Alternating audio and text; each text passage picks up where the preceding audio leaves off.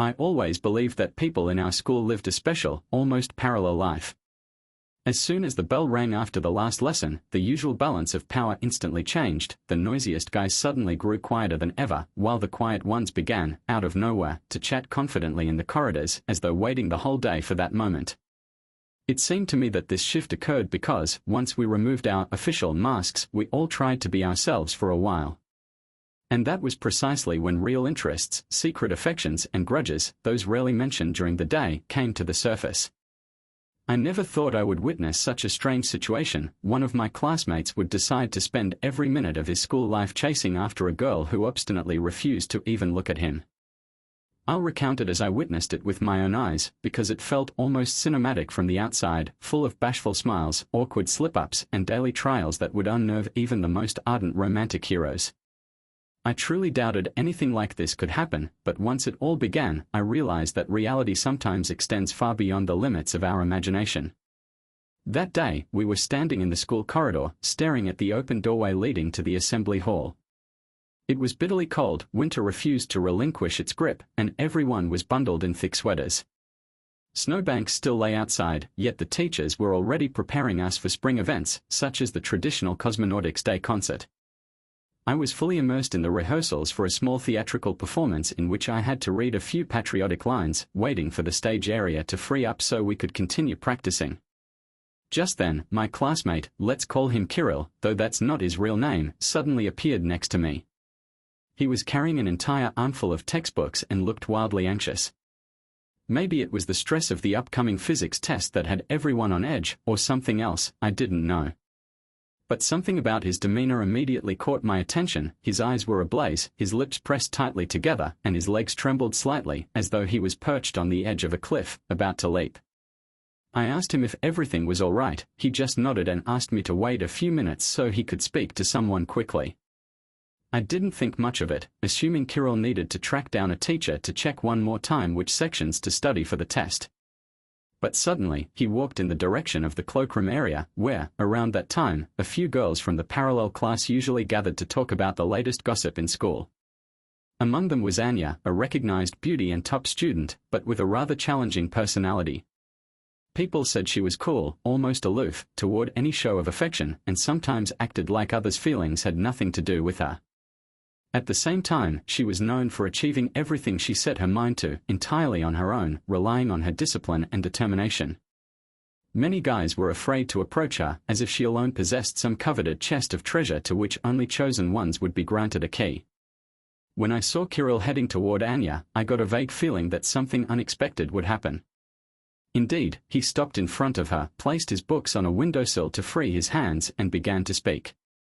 I didn't catch every word, but I saw how Anya reluctantly broke away from chatting with her friend, gave Kirill a look, then slowly folded her arms across her chest. Her eyes seemed to say, "All right, then, surprise me if you can." But from the way Kirill's lips quivered, I could tell he was struggling to find what he wanted to say. He seemed truly nervous, especially with Anya's girlfriends exchanging amused glances, nudging each other. After half a minute, Anya said something abrupt. Kirill shrank back, and then she flicked at her sweater sleeve, gave a slight toss of her head, and turned away. All I managed to catch was a short "not now." Kirill hung his head and quietly returned to the assembly hall entrance. No one who saw that scene tried to question him. The situation felt awkward, and Kirill looked completely undone. I could only guess what he had wanted to say to Anya and what might have driven him to act so strangely. But in that moment, I had no clue that this was just the beginning of a series of odd and even comical episodes that would soon become Kirill's daily routine. I couldn't have imagined that we stood at the threshold of an unending string of both humorous and painfully awkward moments, all revolving around his unstoppable desire to earn Anya's approval.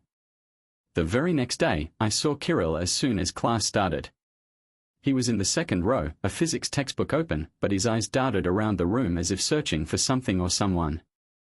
I asked how he was and whether he might skip the upcoming concert rehearsals because of the looming physics test. He muttered something about "it's all good, I'm just worried," and when the bell rang, he abruptly turned to me and mumbled as if to himself, "Will Anya be near the chemistry room at break today?" It startled me. He was apparently tracking her schedule in real time. I didn't dwell on it, just said I had no idea, that I didn't share chemistry class with her, and that I had to be in the assembly hall to rehearse. He nodded, shot a dark glance at the blackboard, and opened his notebook. During the test, I noticed Kirill glancing repeatedly at his watch, even though the teacher had strictly forbidden any distractions. Once class ended, he dashed out as if propelled by a spring, nearly colliding with an older student in the doorway. I also hurried out, heading for the assembly hall to talk with the teacher in charge about a schedule change, but as I passed the long corridor, I noticed Kirill standing near the chemistry room. A small crowd had formed, some students waited to talk to the teacher, others rushed in or out to grab books. Kirill stood there, gripping his backpack strap, his expression radiating that he had to be right there, right then. Suddenly I spotted Anya coming around the corner with a friend, chatting animatedly, evidently in a good mood. On seeing Kirill, she paused slightly, as though deciding whether to ignore him, but he walked determinedly toward her. I couldn't hear the conversation, but in a flash, Anya made a dismissive hand gesture that clearly said, "Enough, leave me alone." She didn't look furious, only mildly annoyed. She turned on her heel, her friend smirked, and they both walked off. Kirill stood frozen, hands still gripping the backpack strap as though it were the only thing keeping him steady. I approached him to ask if he was okay, but he just coughed and forced out, "She said, she's not interested right now." That was all he explained before sighing helplessly and drifting off to our next classroom, where a lesson was likely underway. After a few days, I realized Kirill was using every single break specifically to bump into Anya. He would estimate where she'd be, find an excuse to go there, and come away empty-handed each time. My friends and I began to chuckle at the situation, not trying to hurt him, but just because it looked so absurd, like a scene from a teenage romantic comedy, the hero repeatedly landing in humiliating circumstances, the heroine rolling her eyes and walking on. Meanwhile, Anya had developed her own vigilant posture. The second Kirill showed up in view, she would shift direction or send her friends out as shields, so that he'd have no chance to approach. But Kirill was very persistent. It started to feel like nothing would make him stop. Once, I asked him outright, "Why do you keep doing this if she's turning you down over and over?" We were sitting in the cafeteria, he was barely touching his soup, which had gone cold. He answered something like, "I can't really explain, but I feel that if I don't try, I'll miss my chance. I just need her to hear me out properly once." His voice trembled, making it clear he was fighting an inner battle. I really didn't know how to respond. Yes, occasionally someone in our school would chase after a girl, bring flowers, write notes, but day in, day out, turning the breaks into a clandestine pursuit was extraordinary. I was beginning to worry about him. Within a week, the whole school had started buzzing with gossip about Kirill's strange love stalking, as some called it. Though stalking might be too strong a term, he wasn't doing anything dangerous or crossing serious lines, he was just repeatedly attempting to talk to Anya, give her compliments, or escort her to class. His determination had reached a level where he tuned out the fact that she continually ignored or rejected him. Earlier, she'd simply brushed him off, but now she sometimes pointedly told him, in front of everyone, "Aren't you tired of this yet?" or "How long are you going to keep following me?" Kirill would turn crimson, lower his head, but remain in place until Anya's friends led her away. It all seemed totally hopeless, but I also saw that Kirill had a strange cocktail of stubbornness and possibly genuine feeling, which he couldn't handle. It was as though he simply refused to believe he was unwelcome. He maintained that if he just pushed harder, eventually Anya would give him the chance to explain, or to show he wasn't some nuisance. I felt a kind of sympathy. At times, I wanted to speak to Anya on his behalf, to tell her Kirill wasn't as foolish as she might think. But I realized that might only make things worse, she might start avoiding me, too, convinced I was in league with him.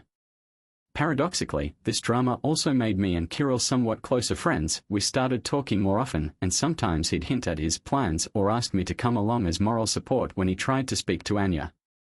Torn between pity for his plight and a desire not to meddle, I sometimes walked with him, lingering at a distance. But each time, the scene repeated, Anya gave him that familiar, chilly stare, said something that set a firm boundary, and left. She didn't seem cruel, exactly, just uninterested. In my view, she simply didn't want his attention and tried to show that as clearly as possible.